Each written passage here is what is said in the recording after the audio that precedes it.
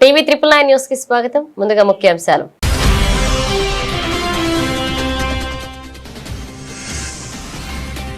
రేపటి నుంచి పార్లమెంట్ వర్షాకాల సమావేశాలు. సభ సజావుగా సాగేందుకు సహకరించాలన్న కేంద్ర మంత్రి కిరణ్ రిజిజు.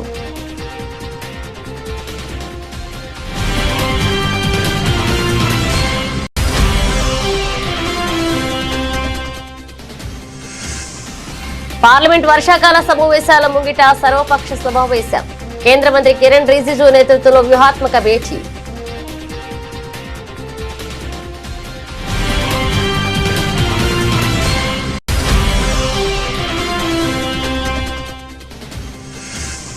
అహ్మదాబాద్ 2030 గేమ్స్ లో అన్ని కీలక క్రీడలుంటాయి. క్రీడాభిమానులకు కేంద్ర మంత్రి మన్సుఖ్ మాండవియా భరోసా.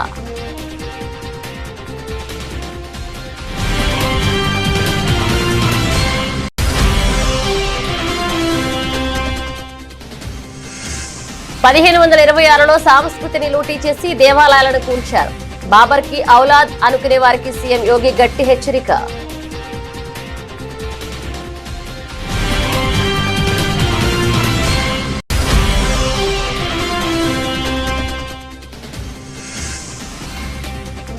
ఐటీ శాఖకు 167 ఏళ్లు. ముంబైలో భారీ వాగ్దాన్ ప్రారంభించిన బాలీవుడ్ నటుడు రణదీప్ హుడా.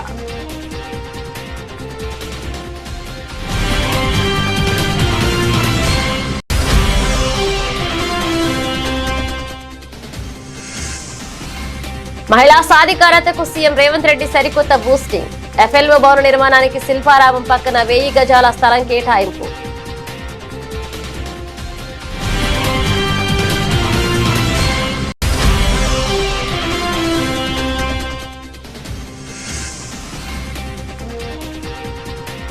గుంటూరు సిటీ ఘటన అత్యంత హేయం. MLC Varadu Kalyani fire.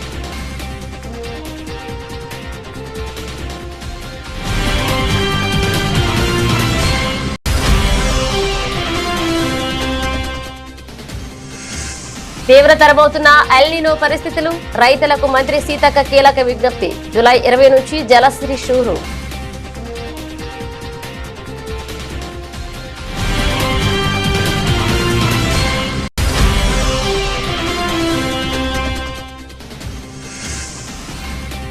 పంచదార్ల కొండలపై ఎంపీ సీఎం రమేష్ అక్రమ మైనింగ్. మాజీ మంత్రి గుడివాడ అమర్నాథ్ సంచలన ఆరోపణలు.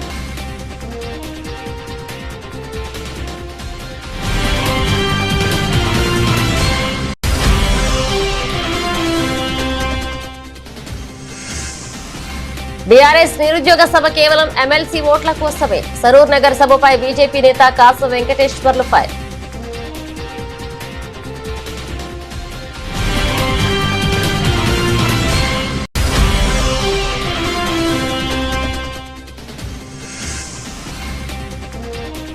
రామాయణ ప్రథమ సంకల్ప వేడుకలో మెరిసిన సీతమ్మ. ఢిల్లీ రెడ్ కార్పెట్ పై సాయి పల్లవి సందడి.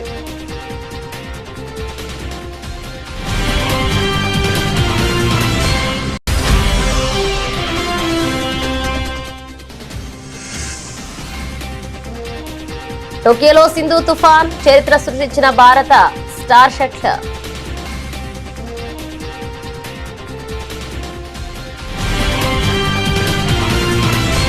ఇక దేశవ్యాప్తంగా ఎంతో ఉత్కంఠ రేపుతున్న పార్లమెంట్ వర్షాకాల సమావేశాలు రేపటి నుంచి ప్రారంభం కానున్నాయి. ఈ నేపథ్యంలో కేంద్ర పార్లమెంటరీ వ్యవహారాల శాఖ మంత్రి కిరణ్ రిజిజు ప్రతిపక్షాలకు కీలక విజ్ఞప్తి చేశారు. ఇక పార్లమెంట్ సజావుగా సాగాలనేదే దేశ ప్రజల ఆకాంక్ష అని, సభకు అడ్డు తగలడం వల్ల కేవలం సమయం, ప్రజాధనం మాత్రమే వృధా అవుతాయని ఆయన స్పష్టం చేశారు. సమావేశాలు విజయవంతం కావడానికి ప్రతిపక్ష పార్టీలన్నీ పూర్తి స్థాయిలో సహకరించాలని కేంద్ర మంత్రి కోరారు. సంసద్ కా మాన్సూన్ సత్ర कल से शुरू होगी। आज सरकार ने ऑल पार्टी का फ्लोर लीडर्स का बैठक बुलाया है। हम पूरे पॉलिटिकल पार्टीज को अनुरोध करते हैं कि ये जो मानसून सत्र है इसको अच्छी तरह से चलाने में सब योगदान करें, सहयोग करें।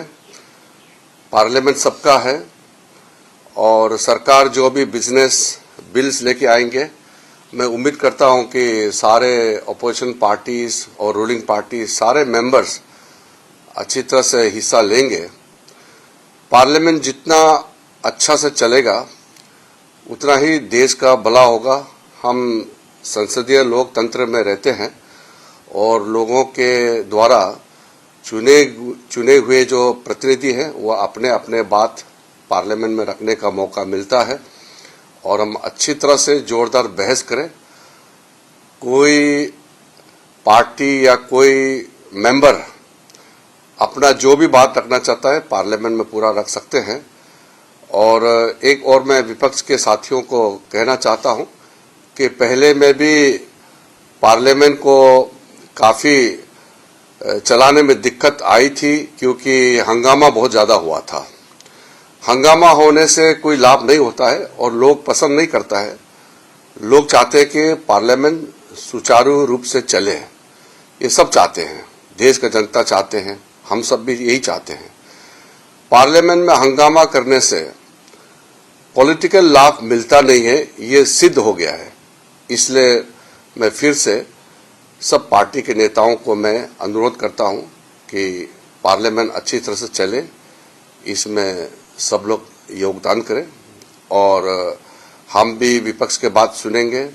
మరో రసవత్తర పార్లమెంట్ సమరానికి తెరలేచింది. రేపటి నుంచి పార్లమెంట్ వర్షాకాల సమావేశాలు ప్రారంభం కానున్న నేపథ్యంలో ఢిల్లీలో కేంద్ర ప్రభుత్వం అత్యంత కీలకమైన ఆల్ పార్టీ సమావేశాన్ని నిర్వహించింది. కేంద్ర పార్లమెంటరీ వ్యవహారాల శాఖ మంత్రి కిరణ్ రిజిజు ఈ సమావేశానికి అధ్యక్షత వహించారు. సభలో ప్రవేశపెట్టబోయే బిల్లులు, దేశంలో ఉన్న ప్రస్తుత పరిస్థితులు మరియు ప్రజా సమస్యలపై ఉభయ సభల్లో పారదర్శకంగా చర్చలు జరిపేందుకు వీలుగా సమావేశంలో వ్యూహాత్మక చర్చలు జరిగాయి. సభలో గందరగోళానికి తావు లేకుండా, విలువైన సమయాన్ని వృధా చేయకుండా ప్రజా సమస్యలపై చర్చించే ప్రతిపక్షాలు సహకరించాలని సందర్భంగా ఆయన కోరారు. నిబంధనల ప్రకారం ప్రతి అంశంపైన చర్చకు ప్రభుత్వం సిద్ధంగా ఉందని మంత్రి స్పష్టం చేశారు. మరోవైపు ప్రతిపక్ష కూటమి సైతం దేశాన్ని వేధిస్తున్న నిరుద్యోగం, ద్రవ్యోల్బణం, శాంతి భద్రతల వంటి పలు అంశాలపై సభలో ప్రభుత్వాన్ని నిలదీసేందుకు తాము సిద్ధంగా ఉన్నట్లుగా ఈ సమావేశంలోని సంకేతాలిచ్చింది. ఈ ఆల్ పార్టీ మీటింగ్ కు వివిధ జాతీయ, ప్రాంతీయ పార్టీల ప్రతినిధులు భారీగా హాజరై తమ తమ పార్టీల అభిప్రాయాలను కేంద్రం దృష్టికి తీసుకువెళ్లారు. ఉభయ సభలు సజావుగా సాగాలన్న ప్రజా ఆకాంక్షల మేరకు ఈ సమావేశం జరిగిందని, రేపటి నుంచి సభలో ఎలాంటి పరిణామాలు చోటు చేసుకుంటాయో వేచి చూడాలని రాజకీయ వర్గాలు భావిస్తున్నాయి. రాబోయే గ్లాస్గో కామన్వెల్త్ గేమ్స్ లో భారతదేశానికి భారీగా పతకాలు తెచ్చిపెట్టే కొన్ని సాంప్రదాయ క్రీడాంశాలను తొలగించడంపై కేంద్ర క్రీడల శాఖ మంత్రి మన్సుఖ్ మాండవీయ కీలక వ్యాఖ్యలు చేశారు.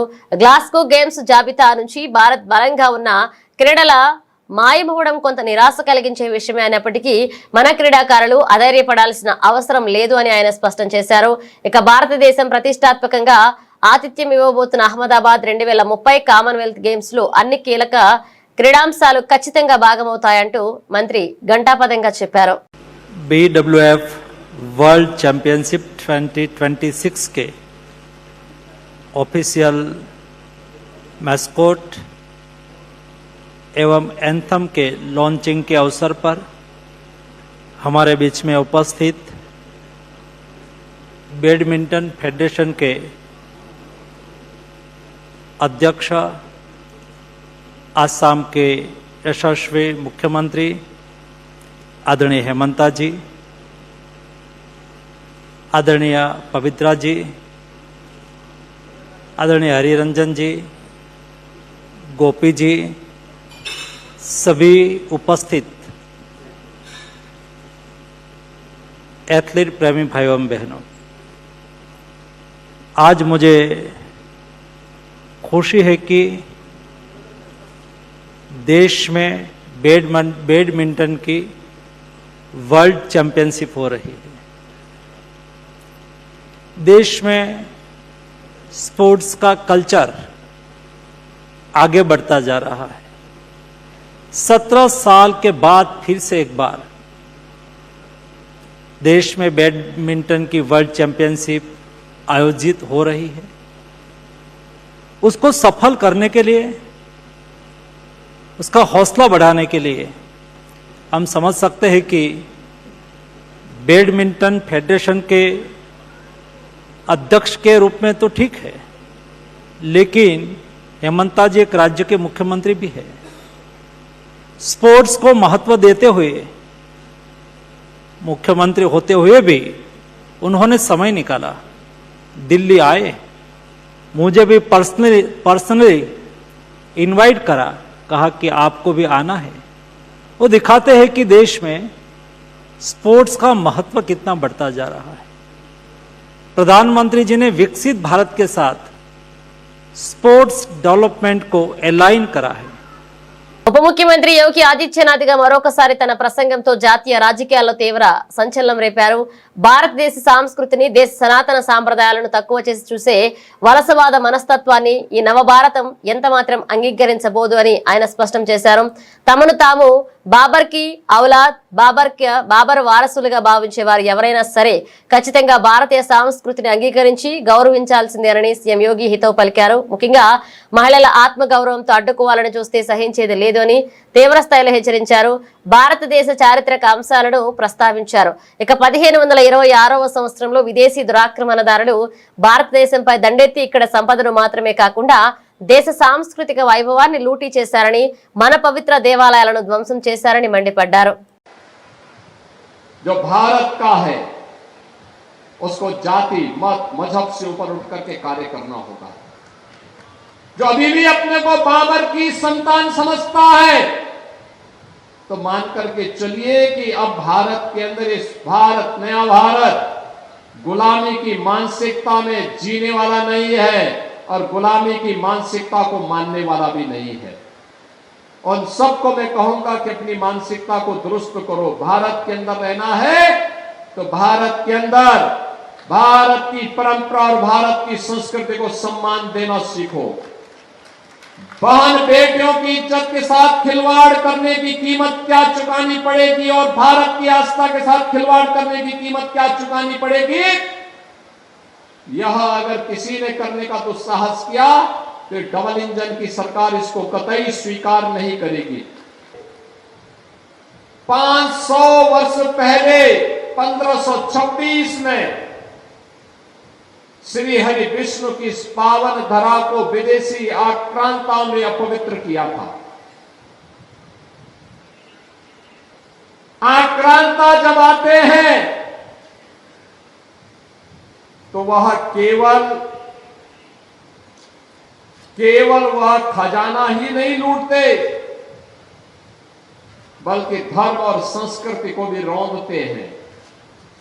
और यही तो पाप यहां भी किया था. श्री हरि विष्णु के उस पवित्र मंदिर को, हरिहर मंदिर को भी तोड़ा गया था. यहां के 68 तीर्थों को भी अपवित्र किया गया था. 19 कूपों पर भी कब्जा कर दिया गया था और संभल के अस्तित्व के साथ खिलवाड़ करते हुए यहां पर किस प्रकार की यातनाएं दी गई. 1976 में, 1978 में जो दंगे हुए, सैकड़ों निर्दोष लोगों को मारा गया लेकिन किसी को भी सजा नहीं हो पाई. आक्रांताओं की गुलामी और विभाजन का खामियाजा क्या होता है ये हमने संभल के अंदर देखा है. భారత ఆదాయ పన్ను శాఖ ఒక అరుదైన మైలురాయిని చేరుకుంది. ఐటీ శాఖ ఏర్పాట్లపై విజయవంతంగా 167 సంవత్సరాలు పూర్తి చేసుకున్న సందర్భంగా దేశ ఆర్థిక రాజధాని ముంబైలో ఒక ప్రత్యేక వాక్తాన్ని నిర్వహించారు. ఈ వేడుకలకు ప్రముఖ బాలీవుడ్ నటుడు రణదీప్ హుడా ముఖ్య అతిథిగా హాజరై విచ్చేశారు. ఇక వాక్తాన్ను జెండా ఊపి ప్రారంభించిన ఆయన ఈ సందర్భంగా పన్ను చెల్లింపుదారులు ప్రజలకు ఒక అత్యంత కీలకమైన సందేశాన్ని ఇచ్చారు. ఐటీ శాఖను చూసి ఎవరూ భయపడాల్సిన అవసరం లేదని, దేశ పౌరులుగా మన బాధ్యతను మనం సక్రమంగా నెరవేర్చాలని పిలుపునిచ్చారు. मुझे भी पता चला अभी अपने आलोक कुमार जी जो कि यहाँ पे बॉस हैं उनसे हमें पता चला कि it's 167th income tax day जो कि 1860 से कैलकुलेट होता है और वो 24 जुलाई को हर साल पड़ता है. तो उसके लीड अप के लिए एक वॉकथॉन ऑर्गेनाइज की है आज, जिसमें कि एक मैसेज है फिटनेस का, हेल्थ का और एक अवेयरनेस का है टैक्सेशन डिपार्टमेंट के लिए.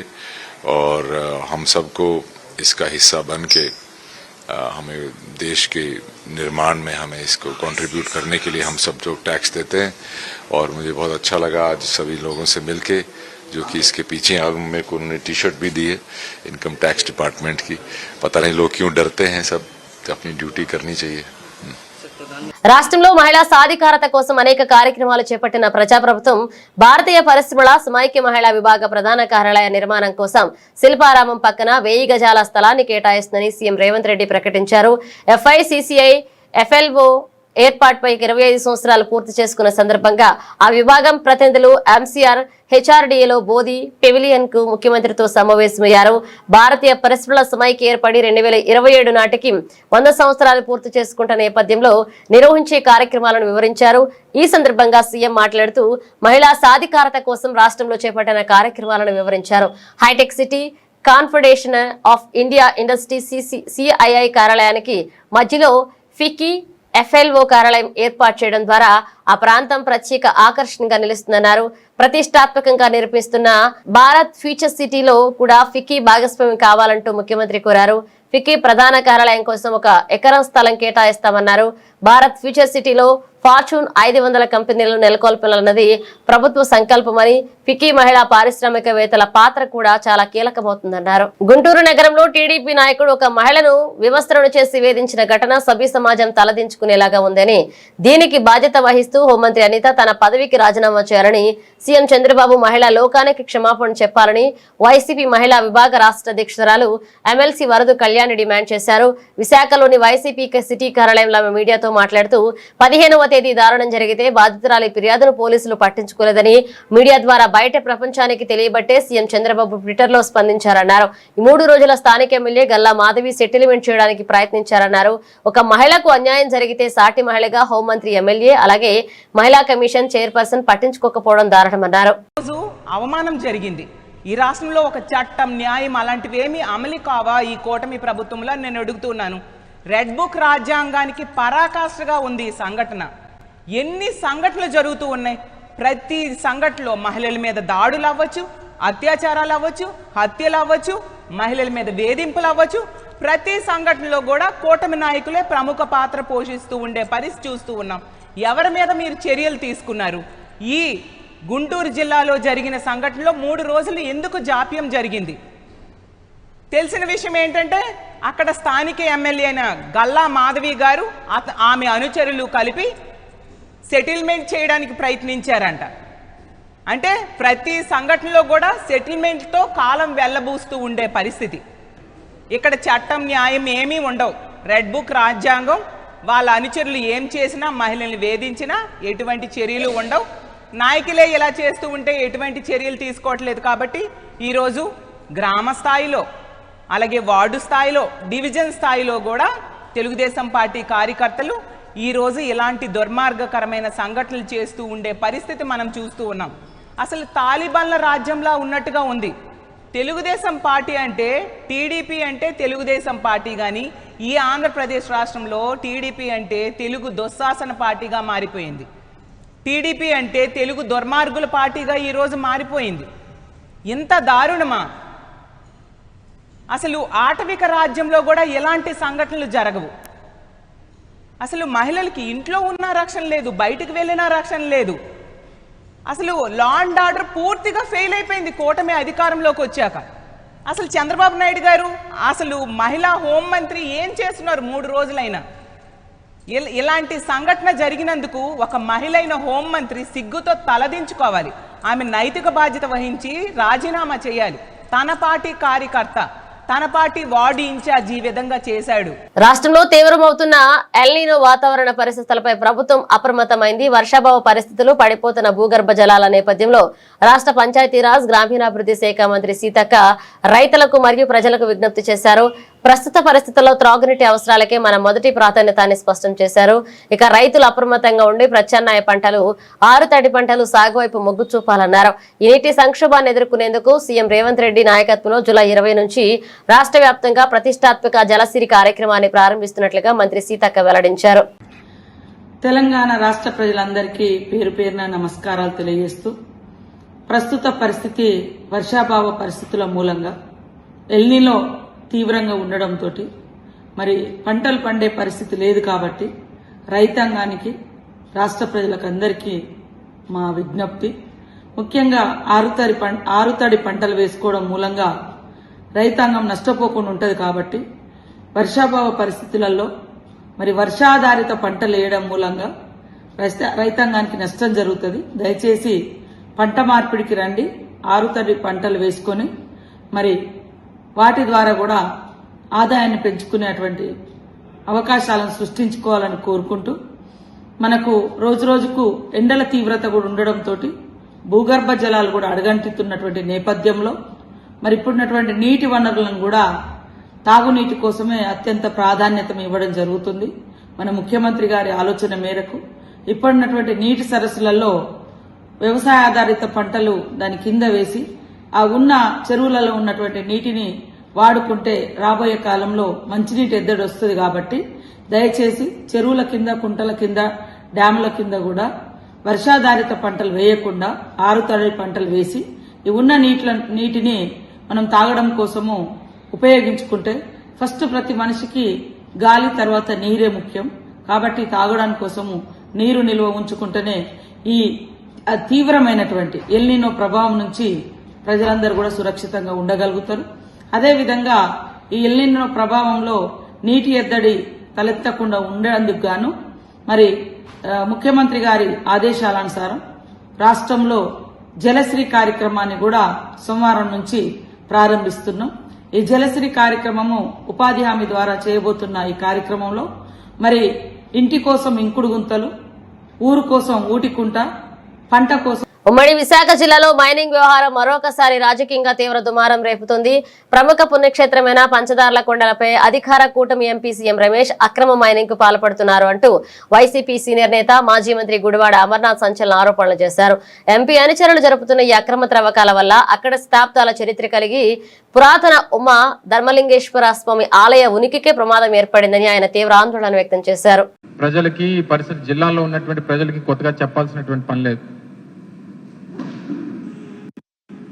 గడిచినటువంటి 6 మాసాలుగా స్థానిక పార్టీ ఇన్ఛార్జ్ అయినటువంటి ధర్మశ్రీ గారు, జిల్లా పార్టీ అధ్యక్షులు ప్రసాద్ గారు, స్థానిక నాయకత్వం అందరూ కూడా మైనింగ్ కి పర్మిషన్స్ ఇస్తా ఉన్నారు, టెంపరరీ పర్మిట్స్ ఇస్తా ఉన్నారు. అక్కడ పర్యావరణంతో పాటు అత్యంత పవిత్రమైనటువంటి పంచదారలో ఉన్నటువంటి ధర్మలింగేశ్వర స్వామి వారి ఆలయానికి, ఆ పురాతన ఆలయానికి నష్టం వాటిల్లుతుంది అనేటువంటి విషయాన్ని అనేక నెలలుగా జిల్లా కలెక్టర్ కానీ, మైన్స్ డిపార్ట్మెంట్కి కానీ, స్థానిక రెవెన్యూ అధికారులకు కానీ మొరపెట్టుకున్నా సరే గడిచినటువంటి మే మాసంలో విజయ్ కుమార్ నాయుడు అనేటువంటి వ్యక్తి పేరిట 2.5 హెక్టార్లు లీజ్ ఇవ్వడం, మరికొంతమంది కూడా క్వారీలు పర్మిట్లు ఇవ్వడం అనేటువంటిది జరిగింది. గడిచినటువంటి 2 మాసాల్లో వేలాది లారీలు ఇచ్చినటువంటి పర్మిషన్స్ ఏవైతే హద్దులు ఉన్నాయో హద్దులు దాటి మైనింగ్ చేసి వందలాది కోట్ల రూపాయలు సంపాదించేటువంటి ఈ అవినీతి కార్యక్రమానికి స్థానికంగా ఉన్నటువంటి అనకాపల్లి పార్లమెంట్ సభ్యుడు, వారి బినామీలు, స్థానిక ప్రజాప్రతినిధులు వీరందరూ కూడా కలిసి దాన్ని దోచుకునేటువంటి కార్యక్రమం చేస్తూ భూమికి భూగర్భాన దాదాపు 60-70 అడుగులు, కొండ ఒక 60-70 అడుగులు, దాదాపు 120, 130, 140. సరూర్ నగర్ వేదికగా బీఆర్ఎస్ నిర్వహించిన నిరుద్యోగ సంగ్రామ సభపై భారతీయ జనతా పార్టీ తీవ్ర స్థాయిలో ధ్వజమెత్తింది. ఈ సభ యువతకు ఉద్యోగాలు ఇప్పించడానికి కాదు అని, పదవులు కోల్పోయిన బాధతో రాబోయే ఎమ్మెల్సీ ఎన్నికల్లో ఓట్ల కోసం ఆడుతున్న దొంగ నాటకమని బీజేపీ రాష్ట్ర ఉపాధ్యక్షులు కాసం వెంకటేశ్వర్లు మండిపడ్డారు. బీఆర్ఎస్ 10 ఏళ్ల పాలనలో నిరుద్యోగులకు జరిగిన అన్యాయాన్ని, విద్యార్థులు ఆత్మహత్యలు ప్రస్తావిస్తూ ఆయన గులాబీ పార్టీపై నిప్పులు చెరిగారు. నిరుద్యోగులకు ఉద్యోగాలు కల్పించడం కోసం, పోరాటం చేయడం కోసం పెట్టిన సభ కాదు. వాళ్ళ ఉద్యోగాలు పోయినాయి, వాళ్ళ కుటుంబం నిరుద్యోగం పాలయ్యింది. మళ్ళా ఎట్లా ఉద్యోగం సంపాదించాలనేటువంటి ఆలోచనతోటి పెట్టిన సభ తప్ప మరొకటి కాదనేటువంటి విషయం భారతీయ జనతా పార్టీ స్పష్టంగా చెప్తా ఉంది. ఏ ముఖం పెట్టుకొని ఇలా నిరుద్యోగ సభ పెడతా ఉన్నారు? ఉస్మానియా యూనివర్సిటీలో 76% పోస్టులు ఖాళీ ఉన్నాయి. ఒక్క పోస్టును కూడా నువ్వు ఫిలప్ చేయలేదు. ఉస్మానియా యూనివర్సిటీని ఒక అంధకారంగా తయారు చేసి నిరుద్యోగ కేంద్రంగా ఇవాళ మార్చినటువంటి ఘనత నీది మీ నాయనది కాదా అని చెప్పేసి ఒకసారి ప్రశ్నించుకో అని చెప్పేసి అడుగుతా ఉన్నాం.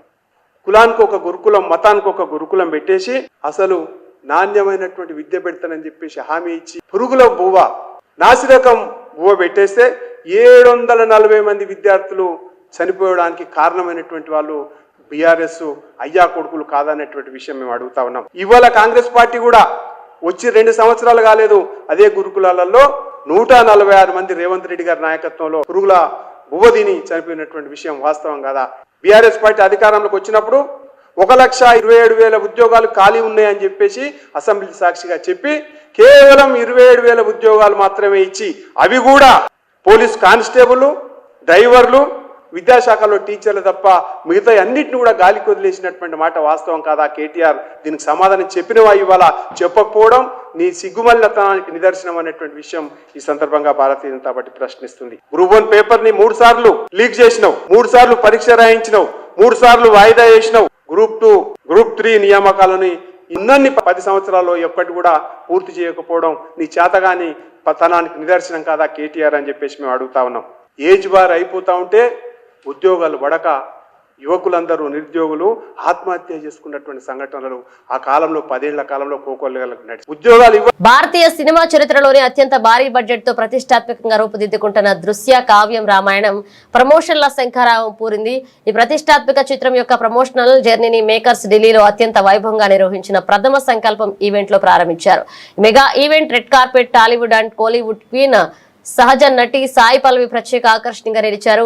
ఈ చిత్రంలో సీతాదేవిగా నటిస్తున్న సాయి పల్లవి రెడ్ కార్పెట్ పై తనదైన నవ్వుతో సాంప్రదాయ శైలిలో మెరిసి అభిమానులను, మీడియాను ఎంతగానో ఆకట్టుకున్నారు. ఈ గ్రాండ్ ఈవెంట్ లో సాయి పల్లవి మాట్లాడుతూ పలు ఆసక్తికర విషయాలను పంచుకున్నారు. ఇలాంటి ఒక చారిత్రాత్మక మరియు భారతదేశపు అత్యంత ప్రతిష్టాత్మకమైన ప్రాజెక్ట్ లో భాగం కావడం తన పూర్వజన్మ సుకృతమని ఆమె ఎమోషనల్ అయ్యారు. సినిమా షూటింగ్ ప్రారంభానికి ముందు తాను కళ్ళు మూసుకుని ఆ తర్వాత సీతామాతని తలుచుకుంటూ ఆ పవిత్రమైన పాత్రను న్యాయబద్ధంగా పోషించేందుకు తనకు తగిన శక్తినివ్వాలని ప్రార్థించినట్లుగా సాయి పల్లవి వెల్లడించారు. मैं हिंदी में बात कर सकती थी, पर अगर मैंने कुछ गलती से बोल दिया तो माफ़ कीजिए. It's not easy for actors to get roles like this because एक भगवान, एक गॉडेस को प्ले करने के लिए इतना एक ईजी काम नहीं होता है. एक टीम होनी चाहिए who is putting their heart and soul into making it the best version of what they can present to the world, because it becomes itihas, it becomes history for the rest of the world to think go back to in the future. So ऐसे एक project में मुझे चुनने के लिए thank you so much. And when it comes to playing Sita Ma, I don't think I chose the role. I think I was blessed to play this role because it's not something that you can go after, and it is not something that you can write down on a piece of paper and say, this is how I'm going to play. I would just sit and meditate and say, Sita Ma, you act through me. Whatever comes through me is what you want for the film. And I was always keeping myself as pure as possible, at least in my thoughts, to keep it very neutral so that I have the best version of me presenting there. And उस कोशिश में मुझे लगा कि मैं बहुत कुछ सीख लिया. ठीक लगा. Going good. Thank you. I think from what we saw right now, and today is a very important day for all of us because I've worked on the film for maybe 3 years, but they've all been on the project for more than almost 10 years now. So is then बहुत महत्वपूर्ण है हम सब के लिए. So I'm as excited and as humbled, and I think it's a very important day for all of us. Thank you so much for sharing this day with us. And finally, I want to say, I want Nitesh sir to tell us. Ranbir, you've been phenomenal, and I think whole of India will understand how you have surrendered to this role and what magic you have created. And Sai, of course, she's a fabulous actress, and to see her perform Sita's role, you have to see that her eyes says it all, and each and every actor, our Surpanakha, the way she has carried that role. I have heard this story. I should remember my grandfather today. I heard this story, but each one of them, Shobana ma'am, I think it's her luck that she agreed to do this role because she brings in so much grace and value to the role. Of course, our Lakshman Bhai. So he will be a very surprise package in this movie. I think all of us will become his fan. And each and every person, apne Vivek, he and we, both of us had a great fun. I think you have a lot of surprises in the film. And sir, aapka voice or aapka performance. Thank you, sir. Thank you so much. Thank you for giving me this opportunity. ఏడేళ్లుగా ఎదురు చూస్తున్న పెద్ద title ఎట్టకేలకు PV Sindhu చేతికి చెందింది. ఆతిథ్య దేశం అభిమానుల మధ్య 4 సార్లు జపాన్ ఓపెన్ విజేత అకానే యమగుచిని ఆమె సొంత గడ్డపైనే ఓడించి భారత స్టార్ షట్లర్ ఘన విజయం సాధించింది. జపాన్ ఓపెన్ సూపర్ 750 టోర్నీలో తొలిసారి విజేతగా నిలవడమే కాదు, ఆ ఘనత సాధించిన తొలి భారత క్రీడాకారిణిగా చరిత్ర సృష్టించింది. టోక్యో మెట్రోపాలిటన్ జిమ్నేషియంలో ఆదివారం జరిగిన మహిళల సింగిల్స్ ఫైనల్లో సింధు 21-17, 21-17తో అనగా అకానే యమగుచిపై ఆతిథ్యం చాటింది. ఇక గేమ్ లో ఇద్దరు హోరాహోరీగా తలపడిన 17-17 సమయానికి సింధు తన అభిమానాన్ని చూపించింది, ఇక అనుభవాన్ని చూపించింది. వరుసగా 4 పాయింట్లు సాధించి తొలి గేమ్ ను తన ఖాతాలో వేసుకుంది. అదే మ్యాచ్ కు కీలక మలుపుగా మారింది. రెండవ గేమ్ లో సింధు మరింత దూకుడుగా ఆడింది. ఆరంభంలోనే ఆధిక్యం సాధించి యమగుచిపై ఒత్తిడి పెంచింది. ఇక మధ్యలో జపాన్ స్టార్ పుంజుకుని స్కోరు 18-17కు తీసుకొచ్చిన కీలక సమయంలో సింధు ఏమాత్రం తడబడలేదు. వరుస పాయింట్లతో మ్యాచ్ ను ముగించి టైటిల్ ను సొంతం చేసుకుంది. స్వదేశీ అభిమానుల హర్షధ్వానాల మధ్య యమగుచిని నిలువరించడం సింధు ప్రత్యేకత ఇక తీసుకొచ్చింది. టైటిల్ తో సింధు 2 ఏళ్ల తర్వాత BWF వరల్డ్ టూర్ లో మళ్లీ ఛాంపియన్ గా నిలిచింది. బులెటిన్ ముగించే ముందు హెడ్లైన్స్ మరోసారి.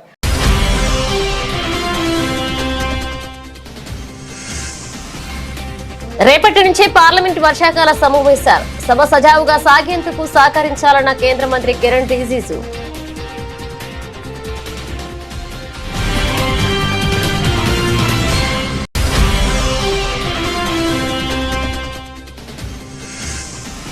పార్లమెంట్ వర్షాకాల సమావేశాల ముంగిట సర్వపక్ష సమావేశం. కేంద్ర మంత్రి కిరణ్ రిజిజు నేతృత్వంలో వ్యూహాత్మక భేటీ.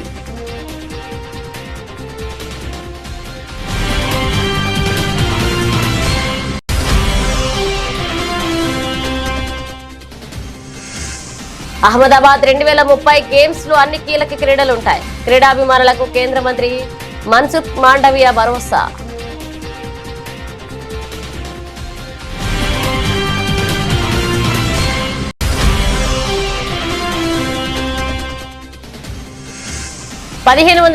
లో సంస్కృతిని లూటీ చేసి దేవాలయాలను కూల్చారు.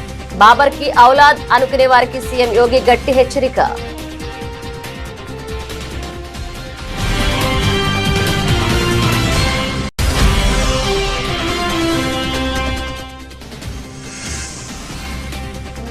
ఐటీ శాఖకు 167 ఏళ్లు. ముంబైలో భారీ వాక్థాన్ ప్రారంభించిన బాలీవుడ్ నటుడు రణదీప్ హుడా.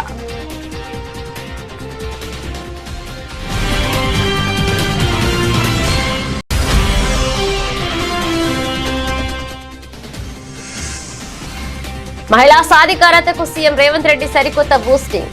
ఎఫ్ఎల్ఓ భవన నిర్మాణానికి శిల్పారామం పక్కన 1000 గజాల స్థలం కేటాయింపు.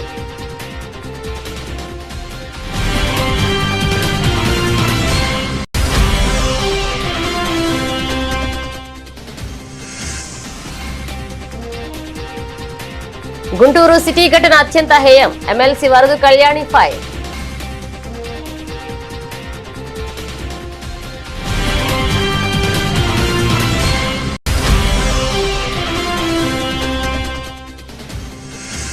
తీవ్రతరమవుతున్న ఎల్నినో పరిస్థితులు. రైతులకు మంత్రి సీతక్క కీలక విజ్ఞప్తి. జూలై 20 నుంచి జలశ్రీ షూరు.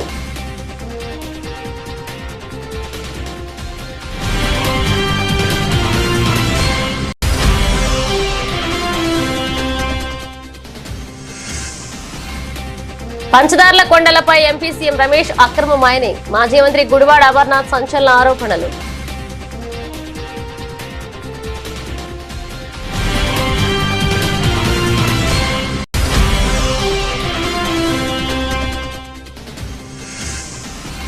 బీఆర్ఎస్ నిరుద్యోగ సభ కేవలం ఎమ్మెల్సీ ఓట్ల కోసమే. సరూర్ నగర్ సభపై బీజేపీ నేత కాసు Venkateswarlu fire.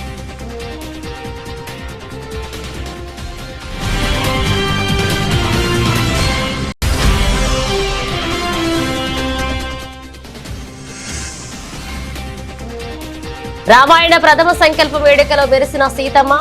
Delhi red carpet పై సాయి పల్లవి సందడి.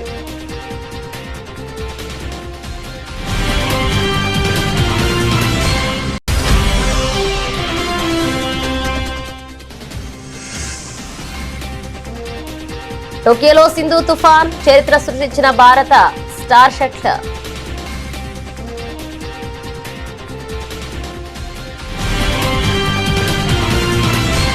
ఇవి బులెటిన్ అప్డేట్స్. మరో అప్డేట్స్ తో మళ్ళీ కలుద్దాం.